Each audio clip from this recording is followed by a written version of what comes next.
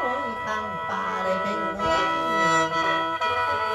มาเด้อลิกากากระดาเอ้ยบ่กาเก่งอ๋อ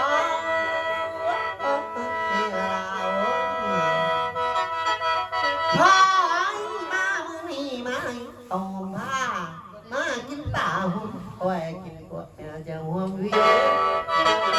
มาเด้อมาอยู่ห้องกวนเฮินสันบาดนี้ยาจะไปน้ำเกียยาสุนีน้ำเพิ่นเดินมาเด้อพ่อมาเด้อบัดสิเดินเสียงสังเอ้ยเจ้าตาโอ้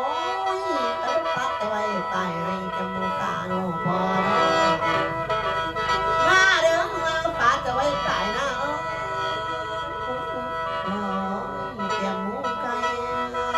โอ้ยมาอ่อนแล้วท่านว่าเขาลูกกาหายหายลูกกาเตลือพาเด้อมาเด้อลิกากากระดาเอ้ยพ่อกาเก่งยาสุดเด้อต้องคอยเป็นผู้ใดพ่อมาอยู่เฮือนสันเจ้าเฮือนสันของเจ้าท่านผู้ตั้งใจคนนอนพ่อท่านผู้เงินตั้งใจคนนอนท่านแกนผู้ตั้งใจคนนอนพอเด้อมาเด้อพ่อคนอยู่ให้ส้นยาปากคนอยู่นั่งให้ส้นปากเขามาเด้อมาอยู่เอากวางเฮินซ้ำเจ้าเนี่ยเจ้าฮักกันแต่เจ้าเป็นปันไทยเด้อมาเด้อ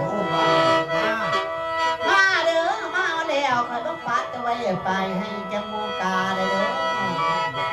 มาเด้อรู้ว่าปัดไว้ไปนะโอ้โอ้ยแก้ม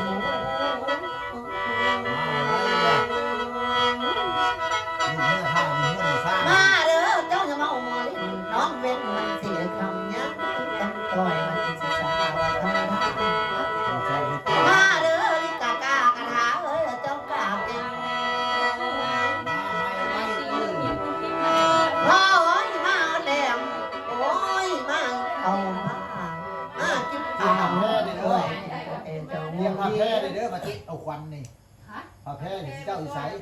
ทุนแค่แล้ว ผ้าแพร่มา ไว้เอาขวัญ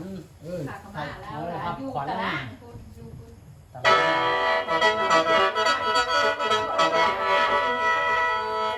พ่อมาแล้วไปซื้อเนื้อก่อนก่อนไปหน่อยนึกว่าต้องเป็นเอาไปใส่ไปนะทางเด้อมามือนี่โอ้ยจะกลับมาเลี้ยงหน่อยนี่กำน้องพ่อแล้วหมอพ่อขันฝนตกเจ้าอย่านุ่งไปนะขันปว่างเจ้าอย่านุ่งไปไกลเกินมาตักตั้งไปให้น้ำน้องตา